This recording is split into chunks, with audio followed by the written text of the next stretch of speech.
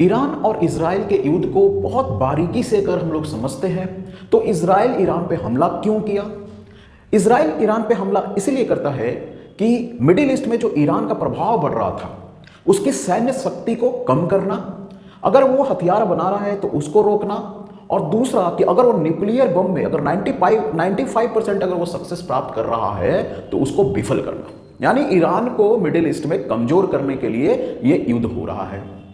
अभी क्या हो रहा है इस युद्ध में कि अमेरिकी राष्ट्रपति डोनाल्ड ट्रंप ने सीज फायर का बात कहा है।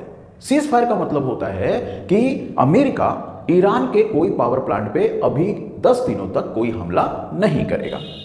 अब इसको भी समझते हैं कि यह सीज फायर का जो अनाउंसमेंट है वो ट्रंप ने क्यों किया हो सकता है। देखिए, इसको अगर समझते हैं तो मिडिल ईस्ट में जो कंट्री है जैसे कतर है, सऊदी अरेबिया है, बहरीन है, यहां पे अमेरिका के सैन्य अड्डा है और यहां पे अमेरिका का मिसाइल भी तैयार हो सकता है।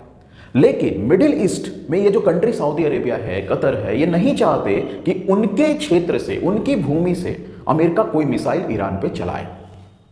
ऐसा वो इसलिए भी नहीं चाहते कि अगर इसकी प्रतिक्रिया ईरान देता है और कतर और सऊदी अरेबिया पे मिसाइल दागता है, उसके पावर प्लांट को अगर टारगेट में लेता है, तो ये सऊदी अरेबिया और कतर और मिडिल ईस्ट के कंट्रीज पे भारी पड़ेगा जहां अमेरिकी सैन्य संगठन है।